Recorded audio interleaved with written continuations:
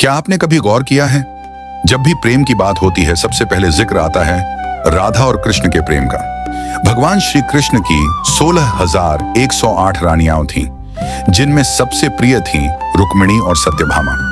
लेकिन आज भी जब कोई कृष्ण का नाम लेता है तो उसके साथ अपने आप राधा का नाम जुड़ जाता है। तो सवाल उठता है, आखिर राधा और कृष्ण का विवाह क्यों नहीं हुआ? शायद ये सवाल आपके मन में भी कभी आया होगा।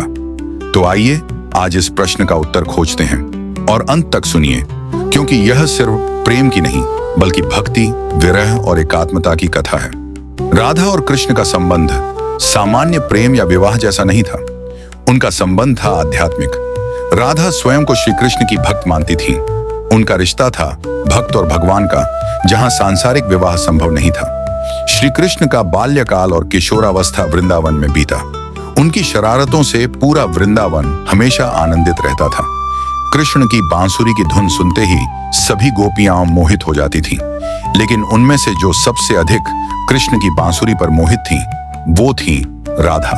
वृंदावन से कुछ दूरी पर बरसाना नामक गांव था, जहां गोप, वृषभानु और कीर्ति की पुत्री थी राधा।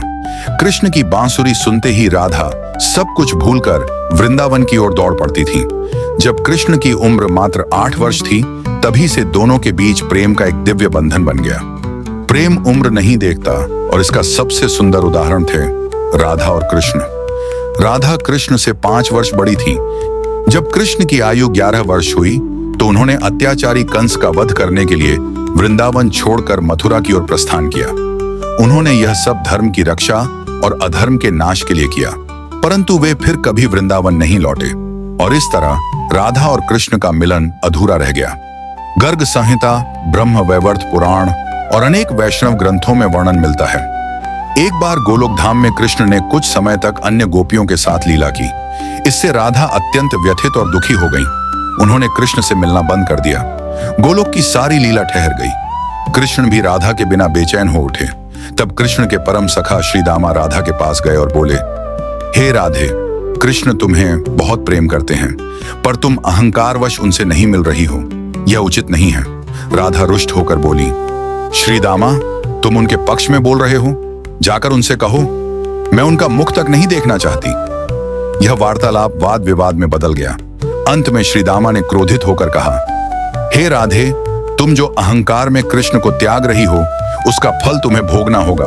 तुम जन्म लोगी पृथ्वी लोक में, और कृष्ण भी वहीं जन्म लेंगे, लेकिन वहां तुम्हारा मिलन नहीं होगा। राधा ने भी उत्तर दिया, श्री दामा, तुमने जो कहा उसका परिणाम तुम्हें भी भोगना होगा। तुम भी पृथ्वी पर शंखचूड़ दानव के रूप में जन्म लोगे। इसी शाप के कारण पृथ्वी लोक में राधा कृष्ण का विवाह संभव नहीं हुआ, परंतु यह श्राप भी एक लीला थी, कृष्ण की ही बनाई हुई योजना। कृष्ण चाहते थे कि भक्तजन उनके विरह और प्रेम की गहराई को महसूस करें। उनका यह अपूर्ण मिलन भक्ति के चरम अनुभव का प्रतीक बन गया, जहां विरह ही प्रेम का परम रूप बनता है। यह लीला सिखाती है, जहां विरह होता है वहीं भगवान की उपस्थिति और गहरी होती है।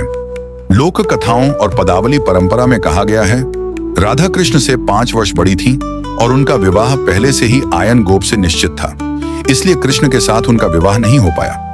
परंतु गौड़ीय वैष्णव दर्शन में राधा कृष्ण के प्रेम को कहा गया है परकीय भाव। यह कोई नकारात्मक या असाधु अर्थ नहीं रखता, बल्कि इसका अर्थ है, जैसे राधा ने सामाजिक बंधनों को भुलाकर कृष्ण में एकाग्रता प्राप्त की, वैसे ही भक्ति भी होती है, जब कोई भक्त संसार की सभी आसक्तियों को त्याग कर सिर्फ भगवान में लीन हो जाता है। यही परकीय भाव कहलाता है, माधुर्य रस का सर्वोच्च रूप, जहां भक्ति सभी सीमाओं से ऊपर उठ जाती है। राधा और कृष्ण के विवाह न होने के सभी कारणों में सबसे ग्रहण योग्य कारण बताया गया है एकात्म का सिद्धांत, अर्थात राधा और कृष्ण एक ही आत्मा के 2 रूप हैं। विवाह के लिए 2 आत्माओं की आवश्यकता होती है, पर जब आत्मा एक ही है तो विवाह का प्रश्न ही नहीं उठता। यदि राधा और कृष्ण एक हैं, तो 2 रूपों में क्यों? ब्रह्म वैवर्त पुराण में स्वयं कृष्ण कहते हैं, हे राधे, हमारी एकता अनंत है, लेकिन लीला और आनंद के लिए मैंने तुम्हें अपने से अलग किया, ताकि प्रेम, विरह और मिलन के माध्यम से भक्त हमारे आनंद का अनुभव कर सकें। अर्थात यह विभाजन भी भगवान की लीला है, भक्ति के रस को प्रकट करने के लिए। दोस्तों, यही थी राधा और कृष्ण की अमर प्रेम कथा। एक ऐसा प्रेम जो विवाह से परे है, जो शरीर से नहीं आत्मा से जुड़ा है। अब आप बताइए, क्या आपने भी कभी ऐसा प्रेम महसूस किया है? ऐसा प्रेम जिसमें न कोई बंधन हो, न कोई अपेक्षा, न कोई स्वार्थ, बस निष्काम, शाश्वत और अनंत प्रेम। अगर यह कथा आपको अच्छी लगी हो तो वीडियो को लाइक करें, दोस्तों के साथ शेयर करें और चैनल को सब्सक्राइब करना न भूलें। और हाँ, कमेंट में जरूर लिखें, जय श्री कृष्णा, राधे राधे। धन्यवाद।